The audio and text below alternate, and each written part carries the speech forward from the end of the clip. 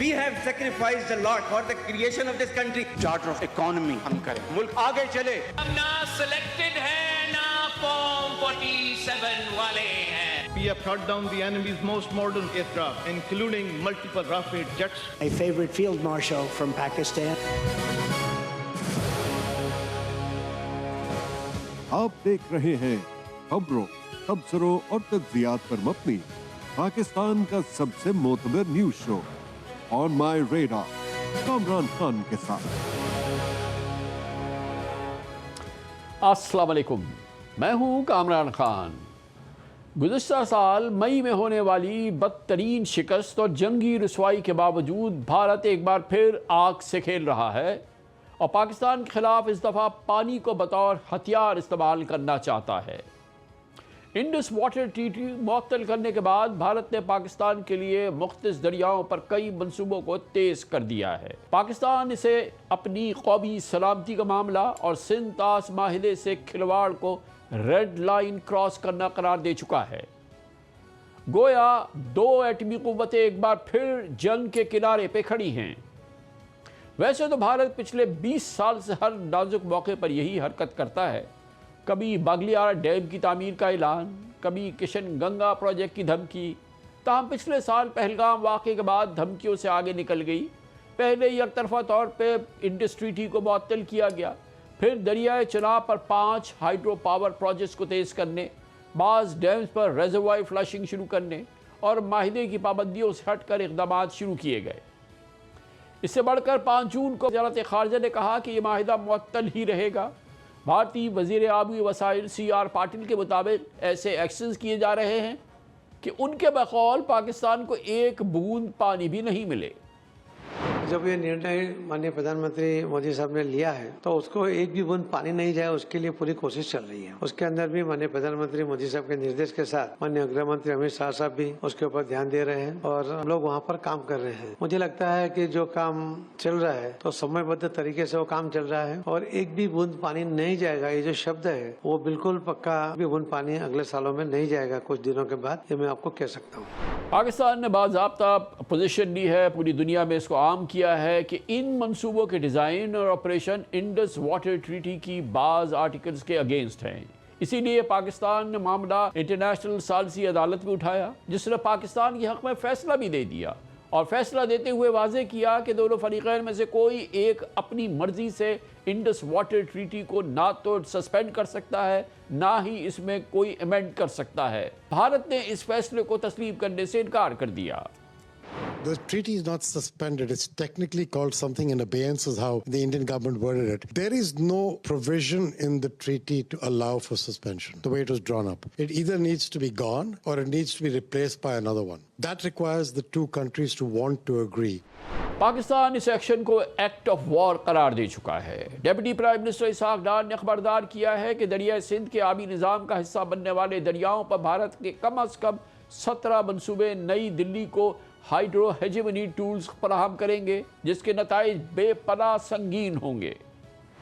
India has followed up its belligerent statements with illegal actions. These include projects to create reservoirs such as Sawalkot, Kithia, Kawar, etc. The expansion of existing structures such as Baglayar and Salal. And most alarmingly, diversion projects on the Indus, Chenab and Ravi rivers. In total, at least 17 such projects that will drastically alter the river system as a whole, giving India the tools for hydro hegemony that it so desires.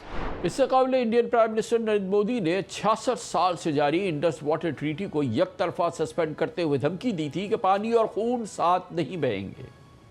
Sindhu جل سمجھوتا بھارت سے نکلنے والی ندیاں government فیصلہ کرے کیا کر رہا ہے. ندی ہماری، پانی ہمارا، دیش کا اہد کرنے والا یہ سمجھوتا اب اس روپ میں آگے نہیں چل سکتا. بھارت نے طے کر دیا ہے خون اور پانی ساتھ ساتھ نہیں بہ سکتے.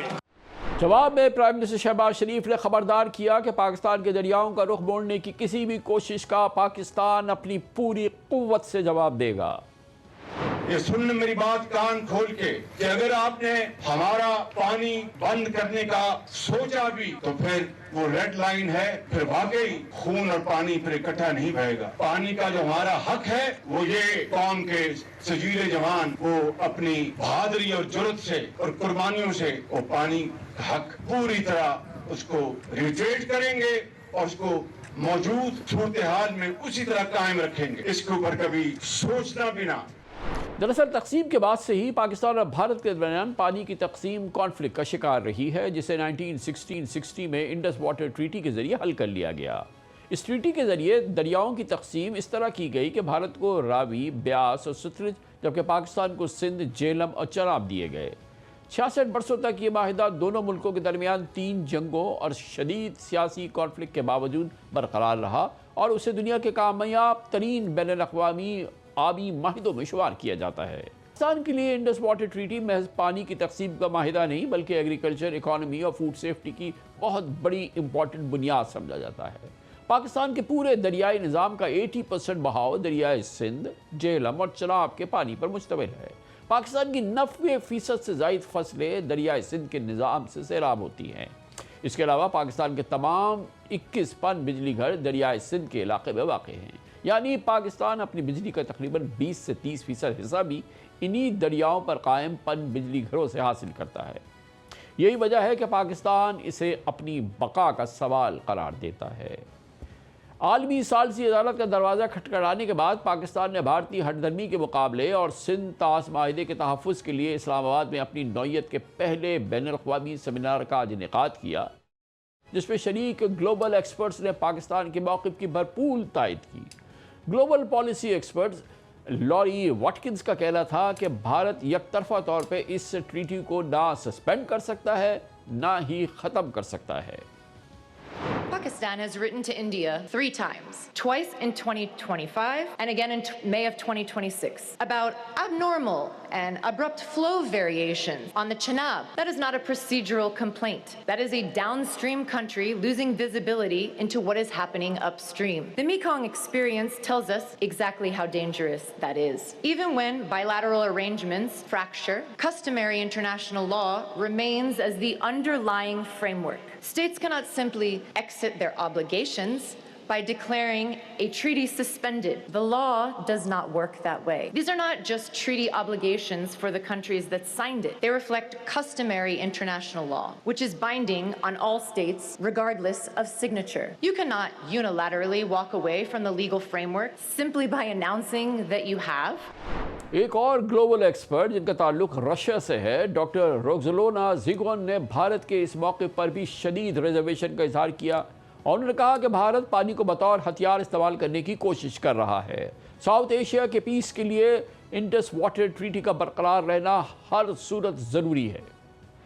Indus Water Treaty, foundation for peace and security in South Asia. Unfortunately, Indus waters bring different sound and meaning of these principles for India, that has unilaterally suspended the 66-year-old Indus Waters Treaty with Pakistan. India's foreign ministry said on the 5th of June that treaty would stay suspended until Pakistan completely stops cross-border terrorism. It appears as provocative and aggressive as the statement of the India's Prime Minister Narendra Modi that blood and water cannot flow together. It asserts that India will not continue standard diplomatic cooperation and resource sharing while enduring violent attacks. This rhetoric poisons not just the sacred Indus waters, but the very ground of the international law.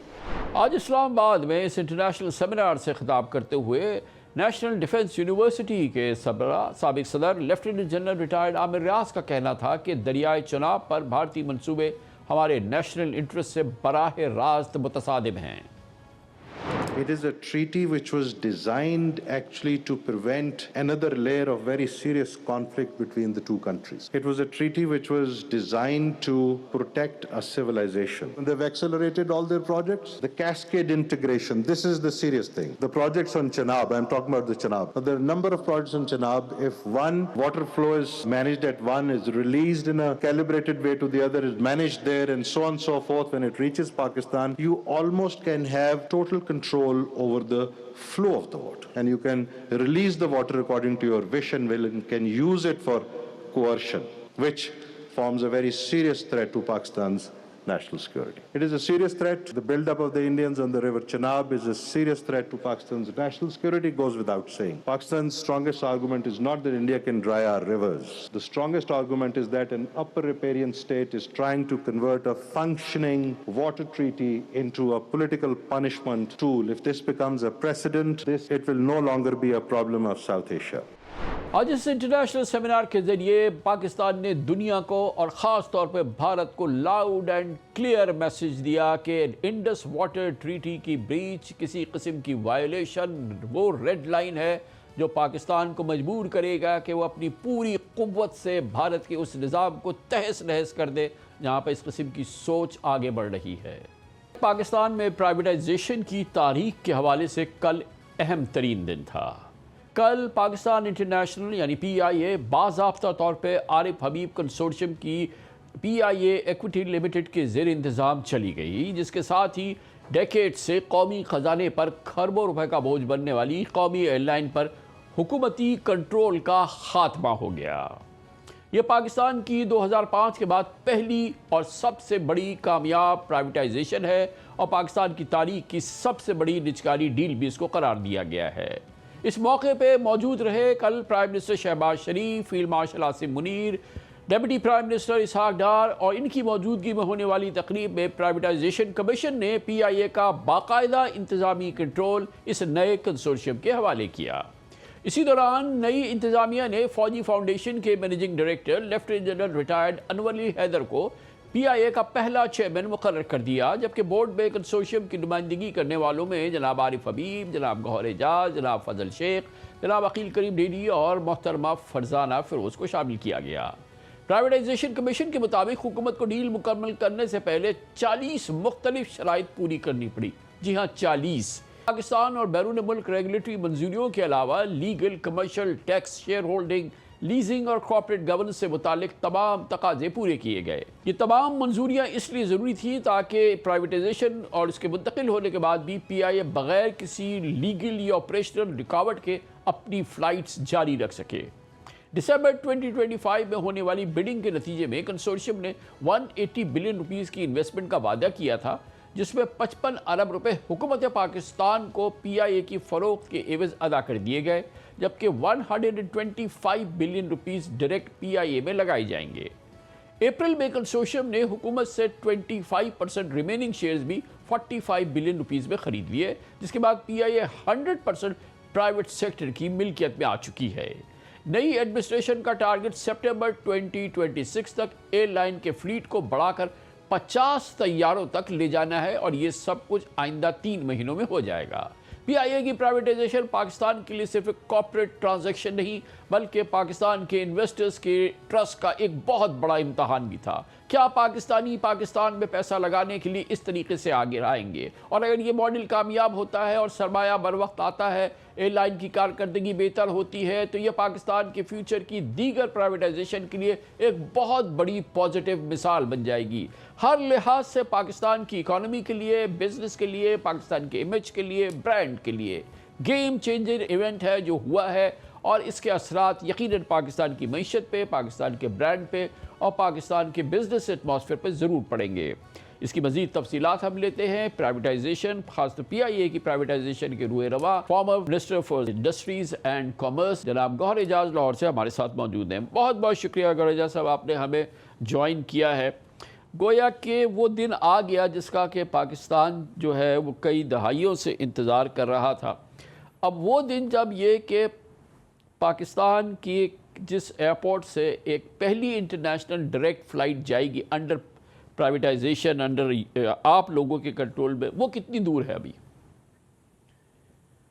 بسم اللہ الرحمن الرحیم۔ کامران خان صاحب، سب سے پہلے تو آج آپ کے شو کے تھرو میں پوری قوم کو مبارکباد پیش کرتا ہوں کہ یہ پاکستان کی ہسٹری کی سب سے بڑی پرائیویٹائزیشن ہے، اور اس سے بڑی خوشی ہے کہ اس میں 6 کے 6 consortium members Pakistani business houses ہیں، اور جو ہے ان پاکستانی بزنس ہاؤسز نے اس بات کو پروو کیا کہ پاکستان کا بزنس مین پاکستان سے محبت کرتا ہے اور پاکستان کے بزنس کے پاس یہ کیپیسٹی موجود ہے کہ جو ہے وہ اتنی بڑی پرائیویٹائزیشن جو کہ 180 ارب روپے یا $750 ملین $750 ملین کے ایکویلنٹ بن جاتی ہے، وہ پرائیویٹ سیکٹر نے اس کو جو ہے پرائیویٹ کیپٹل سے اس کو حکومت سے لیا ہے اور لے کے جو ہے اتنی بڑی آرگنائزیشن کو چلانے کے لیے انہوں نے اپنے جو ہے وہ 7 ٹاپ جو ہے وہ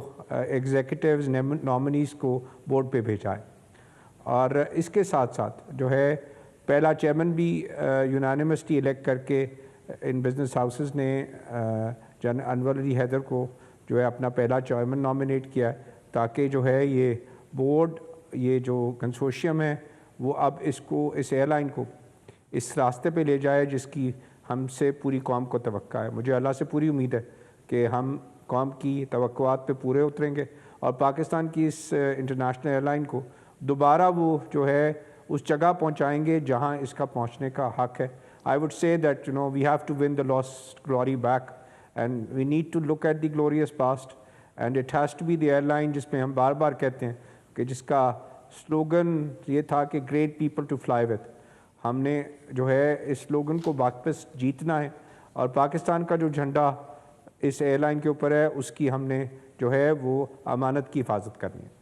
تو یہ اپیرنٹلی جو ابھی تک سامنے چیز آئی ہے گوہریزہ صاحب، اس میں ابھی کوئی ڈیٹ آپ لوگوں نے نہیں اس پہ کریٹ کیا ہے، یہ ابھی فی الحال تو اتنی ہیویلی ڈیٹڈ کمپنی اب آپ شروع کر رہے ہیں وداؤٹ اینی ڈیٹ، یہ صحیح ہے نا؟ جی بالکل ایسا ہی ہے، کوئی ڈیٹ کوئی قرض نہیں اس کمپنی پہ لیا جا رہا۔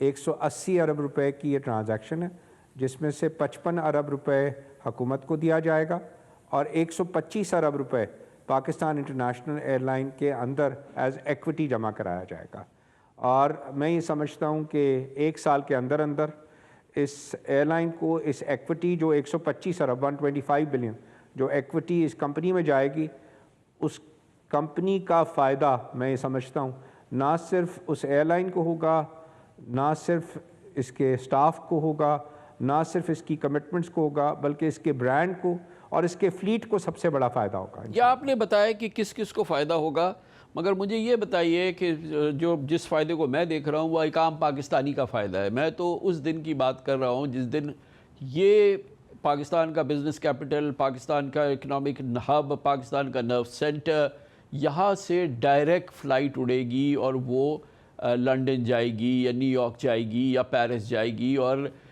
لاہور سے لوگ اڑیں گے، مختلف فلائٹس پی آئی اے کی مختلف وقت پہ جو ہیں وہ انٹرنیشنل ڈیسٹینیشنز پہ جاری ہوں گی اور اسلام آباد سے جاری ہوں گی۔ یہ بالکل ایک الگ منظر ہوگا، یہ ایک خواب کا سا منظر ہے۔ یہ انشاءاللہ فل بلوم ہم کب دیکھنے لگیں گے اور اس کی بگننگ کب ہوگی؟ ہم 6 مہینے سے اس کی پلاننگ کر رہے ہیں اور اللہ سبحانہ تعالیٰ خود مدد کر دیتے ہیں۔ جب ہم نے 23 دسمبر کو یہ بڈ جیتی تھی تو اس وقت کنڈیشن ایسی تھی کہ آپ کو 2033 تک کوئی جو ہے وہ جہاز کی اویلیبلٹی نہیں تھی، نہ نیرو باڈی کی نہ وائڈ باڈی کی۔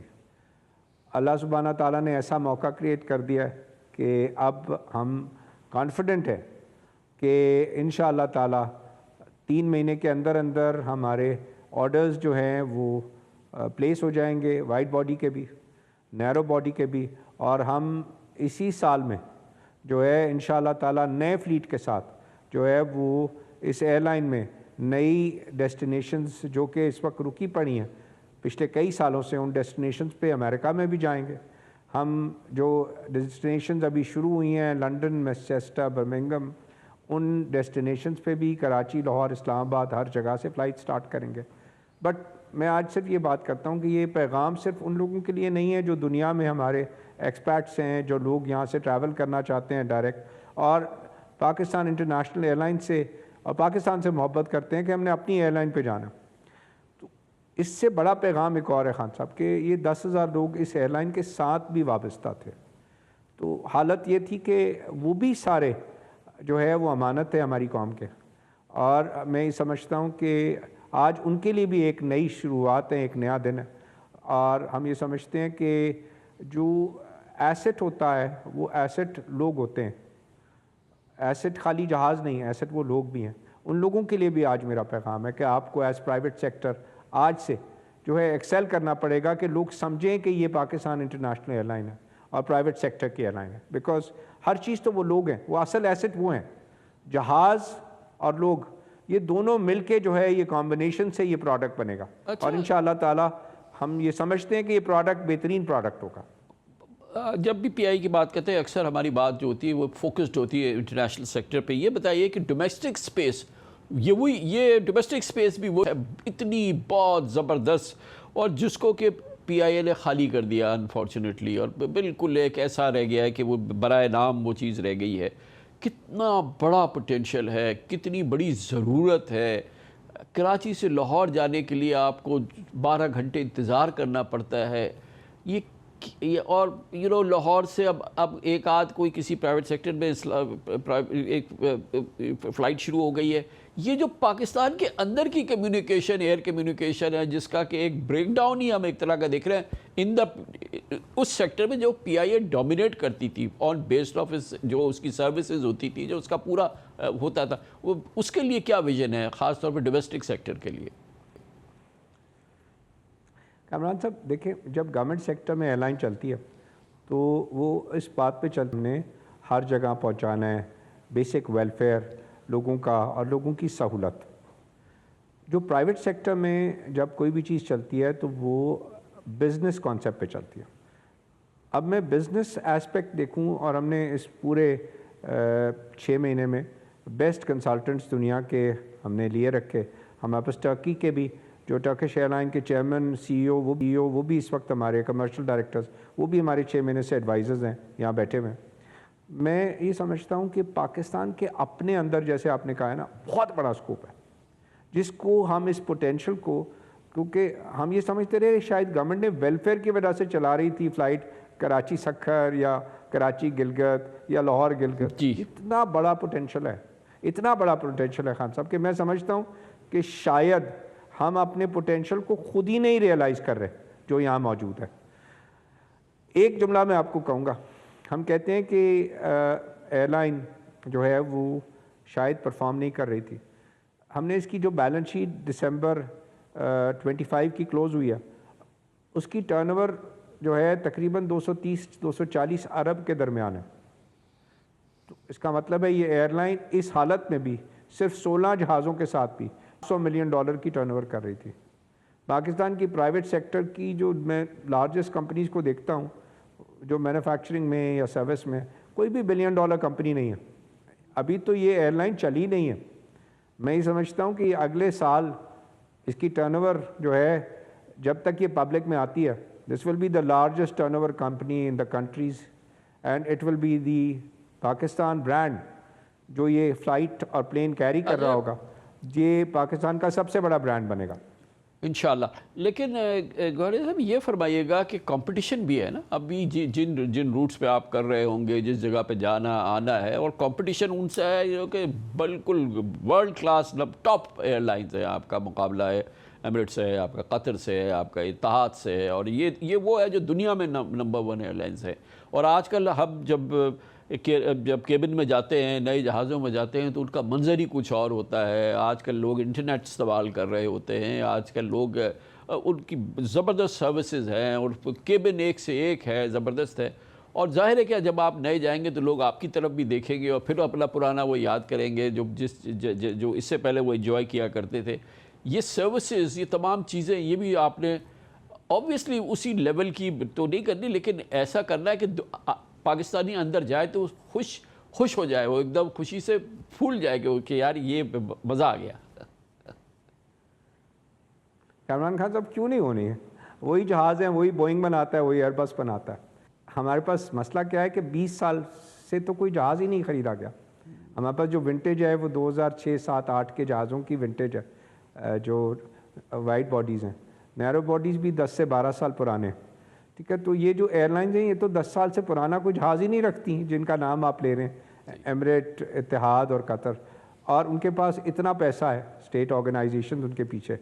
لیکن میں سمجھتا ہوں کہ جتنی ہم نے اس کو کیپٹلائز کیا ہے ایکوٹی کے ساتھ کہ یہ $750 ملین کی ایکوٹی کی کمپنی بن گئی ہے. اس کے اندر آج کے دن ایکوٹی اور کیپٹلائزیشن جو ہے وہ 125 ارب روپے کی کیپٹلائزیشن کمٹ ہو گئی. اور جو ہے وہ جس ڈائریکشن میں یہ بورڈ لے کے جانا چاہتا ہے, یہ جو 6 گروپس ہیں یہ کوئی رکنے والے گروپس نہیں ہیں خان صاحب. نہ فوجی, نہ فاطمہ, نہ لیک سٹی, نہ عارف حبیب, نہ AKD, نہ سٹی, یہ رکنے والا کوئی بھی نہیں ہے انشاءاللہ تعالیٰ. یہ ان ایئر لائن سے کمپیٹ بھی کریں گے اور ان لائن سے ایکسل بھی کریں گے.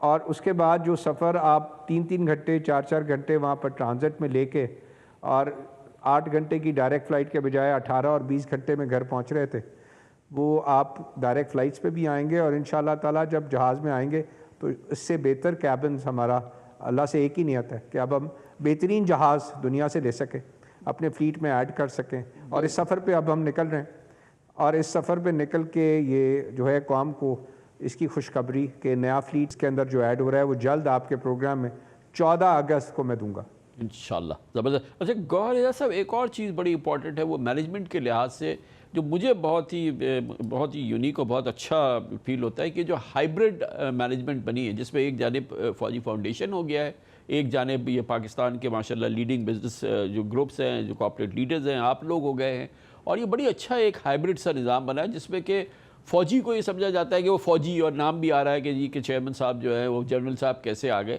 لیکن ہم جب دیکھتے ہیں کہ جی ان کی اپنی مارکیٹ کیپ جو ہے وہ خود پاکستان کی سب سے بڑی مارکیٹ کیپ ہے, وہ $2 بلین کا یہ پورا گروپ ہے, اور وہ بزنس گروپ ہے, وہ کمرشل گروپ ہے. اور اس کو پھر یہ جنرل حیدر صاحب اس کو ویسے تو فوجی فاؤنڈیشن کے وہ MD ہیں, لیکن اب آپ نے اس کو اس بورڈ کا بھی چیئرمین بنا دیا ہے. وہ ایک طرف فوجی نظام, ایک طرف یہ پورا آپ لوگ کارپوریٹ لیڈر, ڈیٹ فری, ایک بڑی ایک زبردست قسم کا یہ کمبینیشن بنا ہے. خان صاحب میں تھوڑا سا اس میں ایڈ کرتا ہوں کہ لوگ سمجھ رہے ہیں کہ یہ جو ہائیبرڈ نظام ہے, ہائیبرڈ نظام شاید کسی وجہ سے بنا. یہ کنسورشیم جیتنے کے بعد جو عارف حبیب کنسورشیم کے 5 ممبرز تھے, ہم فوجی فاؤنڈیشن کے پاس گئے اور ہم نے فوجی فاؤنڈیشن کو اپروچ کر کے کہا کہ آپ ہمارا حصہ بنیں, کیونکہ وہ پہلے بڈ سے نکل گئے تھے. اور ہم نے اس کو اس وجہ سے کہا کہ اگر آپ آج دیکھیں تو پاکستان کا جو لارجسٹ بزنس گروپس ہیں جس کی مارکیٹ کیپ, اگر آپ صرف فوجی فرٹیلائزر آپ نے $2 بلین بتائی ہے, آج فوجی فاؤنڈیشن کی تمام کمپنیز کی مارکیٹ کیپ شاید $5 بلین سے زیادہ ہے, $5 بلین سے زیادہ ہے. They are the largest group in capital stock market in Pakistan. 5 billion in کی شاید ماری کی اگر گیس کی آپ دیکھیں گے تو جی 1.5 بلین 2 بلین کے قریب. جی بالکل ٹھیک ہے, صحیح ہے. 2 بلین. تو ان کے پورے گروپ کی آج سیمنٹ میں بھی موجود ہیں, آئل اینڈ گیس میں بھی موجود ہیں, فرٹیلائزر میں بھی موجود ہیں. اس کے علاوہ جو ہے وہ ان کا جو گرپ ہے بزنس پہ, they are competing with all the business houses in all the sectors. Banking میں بھی موجود ہے. سر ایک اور چیز بڑی, جنرل حیدر کو ہم نے جب جی خان صاحب جنرل حیدر کو جو ہم نے نامینیٹ کیا, یہ بہت سمجھ کے ہم نے نامینیٹ کیا. ٹوڈے جو ہے وہ ہم سب گروپس جب ساتھ بیٹھے ہیں تو چیئرمین جو کو بٹھایا جاتا ہے اس کی عزت کی جاتی ہے. اور ہم یہ سمجھ لیں کہ سارے business houses they are all $1 billion business houses, سب کی ٹرن اوورز $1 بلین کے قریب ہیں. اور کمال ایکسل کیا ہے عارف حبیب صاحب نے, فواد اور فضل مختار صاحب نے, فاطمہ میں, سٹی اسکول فرزانہ فیروز صاحبہ نے کمال کیا ہے. تو یہ سارے جو بزنس ہاؤسز ہیں انہوں نے سب نے اکٹھے ہو کے جو ہے یونانیمسلی جنرل حیدر کو لے کے آئے ہیں. بٹ بیسک پتہ کیا ہے کہ ہم 6 مہینے سے کام کر رہے ہیں جنرل حیدر کے ساتھ, اور ہم نے یہ سمجھا کہ وہ تو بائنڈنگ فورس ہیں, اور اتنی خوبصورتی سے انہوں نے اپنی میٹنگ میں اپنی عزت اور اپنا وقار بڑھایا. اور جو ہے وہ ہم سب نے سمجھا کہ عارف حبیب صاحب نے, میں نے, فواد صاحب نے, سب نے جا کے خود پرسنلی ان کو پروپوز کیا ایز چیئرمین آلسو.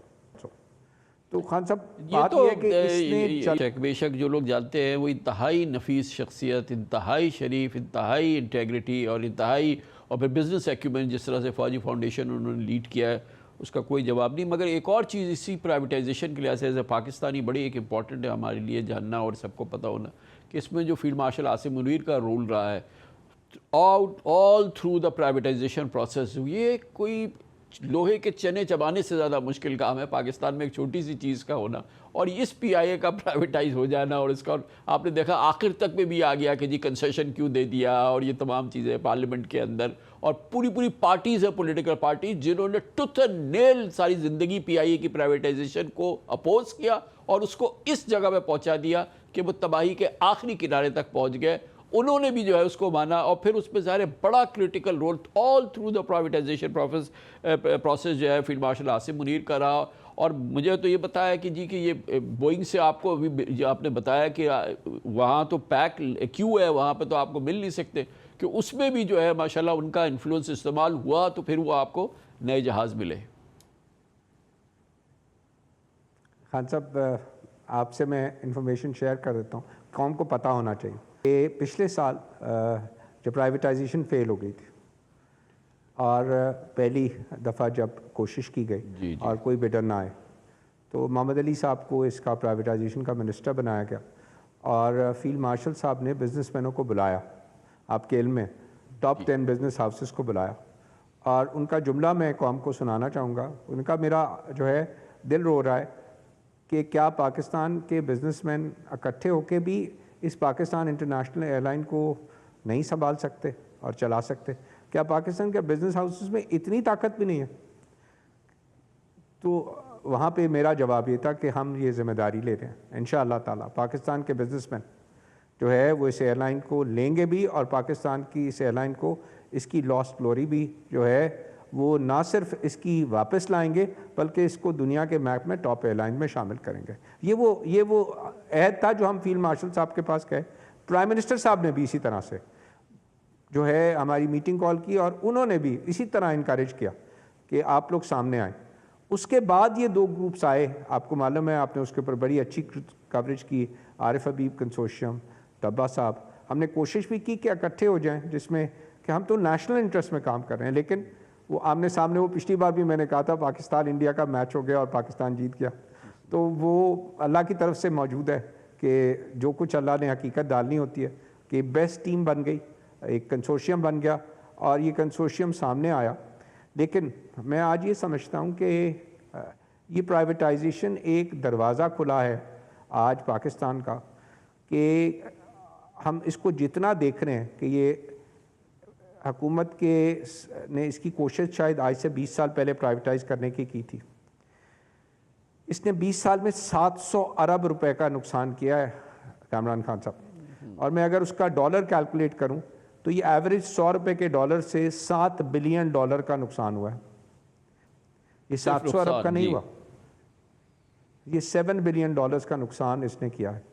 اور اس کے بعد جو پچھلے 5 سال سے جس طرح وہ ایئر لائن چل رہی ہے، وہ ایئر لائن اس طرح چل رہی تھی کہ جو آپ کہتے ہیں کہ کوئی چیز ٹھیک نہیں ہے، اس کی وجہ یہ تھی کہ کیش فلو ہی نہیں تھا. اور جب کیش فلو ہی نہیں تھا کمپنی میں تو اس کو جہازوں کو، اگر 777 کے 14 جہاز تھے تو 7 جہاز کو بند کر دیا گیا، اور 7 جہاز چل رہے ہیں صرف. اسی طرح ایئر بس کے جہاز بند کر دیے گئے، ٹھیک ہے، کہ اسپیئر پارٹس خریدنے کے ہی پیسے نہیں رہ گئے تھے ایئر لائن کو، اور گورنمنٹ اور پیسے انجیکٹ نہیں کرنا چاہتی. تو میں یہ چاہتا ہوں حکومت کا کام کاروبار کرنا نہیں ہے، and this is a case history کہ حکومت کا کام جب اس نے اپنا کام کیا پالیسی میکنگ، تو جس حکومت نے بھی کیا وہ کامیاب ہوئی ہے. جس حکومت نے کاروبار کرنے کی کوشش کی ہے وہ شاذ و نادر ہی کامیاب ہوتی ہے ان ملکوں میں یا ان اداروں میں جن میں کوئی right man for the right job مل جائے. پی آئی اے کی ہسٹری یہ بتا رہی ہے کہ پچھلے 20 سال میں جو ہے اس کو نہ right man for the right job ملا، نہیں کو چلنے نہیں دیا، یا پالیسی ہی نہیں بنی ایویشن سیکٹر کے لیے کہ وہ ایویشن سیکٹر جو ہے وہ ترقی کر سکتا. آپ نے ابھی اسمبلی کی بات کی، کیا ڈسکس کر رہے تھے کہ جو ہے پچھلے 20 سال سے جہاز تو کوئی آیا نہیں، وہ کہہ رہے نہیں جہازوں پہ سیلز ٹیکس لگا رہنے دو، ان کے اسپیئر پارٹس پہ لگا رہنے تو. نہ اسپیئر پارٹس آئے نہ جہاز آئے، جہازوں کو بند کر کے ان کے اسپیئر پارٹس جو ہے وہ کینیبلائز کر کے جہاز چلا دیے گئے. ٹھیک ہے، تو پالیسی کو پارلیمنٹ کو بھی جو ہم نے یہ پیش ہوا پروپوزل، ہم نے کیا ڈسکس کیا کہ اگر سیلز ٹیکس لگانا ہے تو سیلز ٹیکس تو ان پٹ آؤٹ پٹ ہوتا ہے. اگر آپ نے جہازوں پہ لگانا ہے، اس کے اسپیئرز پہ لگانا ہے تو اس کے ٹکٹوں پہ بھی لگائیں پھر، تاکہ یہ پاس آن ہو سکے. ٹکٹوں پہ انہوں نے ایکسائز ڈیوٹی لگا دی اور سیلز ٹیکس 0 کر دیا، اور ان پٹ کے اوپر سب سیلز ٹیکس لگا دیا. ہم نے کہا بھئی ایک سسٹم چلائیں یا سیلز ٹیکس چلائیں یا ایکسائز چلائیں. تو نیگوسیشن میں محمد علی صاحب بہت سمجھدار ہیں. انہوں نے پچھلے 6 مہینے میں جس طرح سے اس کو کیری آؤٹ کیا 40 سی پیز کو، اس سے پہلے جس طرح سے انہوں نے سارے کنسورشیم کے ساتھ 6 مہینے میٹنگ کی، ان کا بہت بڑا اس میں آئی بلیو ان کی کنٹریبیوشن ہے کہ انہوں نے بڑی ذمہ داری کے ساتھ ان ساری باتوں کو سمجھا کہ it's very simple to understand کہ جہازوں میں آپ نے سیلز ٹیکس لگایا ہوا ہے اس کے اوپر جہاز خریدنے پہ اسپیئر پارٹ اور آؤٹ پٹ پہ 0 ہے، تو اس کا مطلب ہے وہ ٹیکس بن گیا. ادھر آپ نے ایکسائز ڈیوٹی لگا دی ٹکٹوں کے اوپر، وہ ایک علیحدہ ٹیکس بن گیا. بھئی اگر سیلز ٹیکس سسٹم چلانے تو پھر سیلز ٹیکس چلائیں نا، آگے بھی سیلز ٹیکس لیں تاکہ وہ ایڈجسٹ ہو سکے. تو نہ جہاز آئے نہ اس کے سپیئرز آئے، اور جو ہے 150 ارب روپے انہوں نے ایکسائز ڈیوٹی اکٹھی کر دی. تو اس کا مطلب کیا ہوا کہ سارے جہاز 20 سال کے ونٹیج سے پرانے ہو گئے. اور جو آپ نے کہا کہ ملک میں جو ہے وہ جہاز چلنے ہی بند ہو گئے کہ 50 جہازوں سے کم ہمارے ملک میں شاید آج جہاز رہ گئے ہیں. 25 کروڑ لوگوں کا ملک اور 50 بھی جہاز نہیں ہے. تو policy making is also very important کہ ایئر لائن تو ایئر ٹریول تو آج ضرورت ہے، تو اس کو as a need as a service industry چلانا ہے. اگر آپ اتنا ٹیکس لگا دیں گے، جو ہم نے ٹیکس سٹرکچر دیکھا وہ دنیا کا ہائیسٹ ٹیکس سٹرکچر تھا ہمارے سسٹم میں. آپ نے دیکھا کہ 5-6 لاکھ روپے ایکسائز ڈیوٹی تھی بزنس کلاس پہ، فورن ٹریول پہ. اس کو بھی ہم نے جو ہے وہ ریپرزینٹ کیا کہ آپ نے کیا کیا ہوا ہے. کیا بزنس کلاس میں اگر کوئی آدمی ٹکٹ لے کے چلتا ہے کیا جرم ہے کیا؟ کیوں آپ نے 6 لاکھ روپے کی ایکسائز ڈیوٹی اور 5 لاکھ کی دی ہوئی ہے؟ لوگ انٹرنیشنل ایئر لائنز پہ جا کے جہازوں کے اندر جا کے وہ اپنے ٹکٹس اپ گریڈ کرا رہے تھے. یہاں تو کچھ بھی نہیں آ رہا تھا. پی آئی اے کے پاس ہم نے چیک کیا تو انہوں نے ایگزیکٹو اکانومی کر دی تھی، بزنس کلاس تھی نہیں. تو the question is policy making also is very important کہ وہ بزنس تھرائیو کرے، وہ بزنس تھرائیو کرے. تو جب آج میں دیکھ رہا ہوں کہ جب یہ پالیسی آئی ہے تو یہ سیلز ٹیکس باقی ایئر لائنز کو بھی اویلیبل ہو گیا کہ آپ بھی جہاز لے کے آئیں کہ پاکستان کی ایئر لائنز وہ بزنس لیں جو کہ پاکستانی ڈومیسٹک اور انٹرنیشنل دونوں اویلیبل ہیں. خان صاحب $7 بلین خرچ ہو رہا ہے سالانہ، $7 بلین پاکستانی پے کر رہے ہیں انٹرنیشنل ایئر لائنز کو. یہ $7 بلین پاکستان کا حق ہے کہ پاکستان کی انڈسٹری میں آئے، پاکستان کی سروس انڈسٹری میں آئے، پاکستان کے بچوں کو جاب ملے، پاکستان کی بچیوں کو جاب ملے اور پاکستان ترقی کرے. یہ ایک پالیسی سے میں یہ سمجھتا ہوں یہ جو سیلز ٹیکس کو کریکشن کی پالیسی، ایکسائز ڈیوٹی کی کریکشن کی پالیسی، یہ پرائیویٹ سیکٹر آیا ہے تو اس نے یہ پالیسیز کو جو ہے وہ اس کو لابی کیا کہ ٹھیک کرایا جائے. صحیح کہ یہ پالیسیز کیسے چل رہی ہیں. اور میں یہ سمجھ رہا ہوں کہ انشاءاللہ تعالیٰ ایویشن انڈسٹری پاکستان میں دوبارہ تھرائیو کرے گی، یہ بچوں کو جاب ملے گا. یہ تو لاکھوں جابز کی امپلائمنٹ کی اس کے اندر جو ہے وہ پوٹینشیل موجود ہے، لاکھوں، ہزاروں نہیں. خان صاحب 10,000 تو یہ پی آئی اے میں آج کے دن 16 جہاز پہ چل رہا تھا. میں کہتا ہوں لاکھوں کی گنجائش ہے ادھر. اور مجھے اللہ سے پوری امید ہے کہ اللہ تعالیٰ جو ہے وہ اس کنسورشیم کو ترقی دے. اور جان انور علی حیدر کو آج پی آئی اے ایکویٹیز جو نئی کمپنی جس نے ٹیک اوور کیا، وہ اس کا چیئرمن آپ کو انشاءاللہ تعالیٰ 14 اگست سے پہلے آپ کو پوری ٹیم بھی پیش کریں گے، نہ صرف اس کا پلان فلیٹ جو ہے، ہمارے چیئرمن، ہمارے انشاءاللہ تعالیٰ نئے آنے والے سی ای او، ساری ٹیم انشاءاللہ تعالیٰ دے ول میک پاکستان پراؤڈ. انشاءاللہ تعالیٰ جو ہے یہ ذمہ داری ملی ہے ان بزنس ہاؤسز کو. ہم سب کو بھی یہ کہتے ہیں کہ دعا کریں کہ یہ بزنس ہاؤسز کامیاب ہو، کیونکہ یہ سب پیسہ خان صاحب یہ وائٹ کیپٹل ٹیکس پیڈ زکوٰۃ پیڈ پیسہ ہے جو سب کا لیا، جس پہ کوئی سود کا قرض نہیں لیا گیا جو آپ نے کہا. اور سب نے نیت سے اس کام کو شروع کیا کہ اللہ تعالیٰ ہمارے پاکستان کو ترقی دے اور پاکستان اس جگہ پہنچے جہاں پاکستان کو پہنچنے کا. انشاءاللہ دس از the first step and we are proud to be part of this team Pakistan who are taking this step forward. Thank you so much. بہت بہت شکریہ جناب گوہر اعجاز ہمارے ساتھ. آج کے پروگرام کا بھی اختتام ہوتا ہے. کامران خان کو اجازت. اللہ حافظ. ناصر.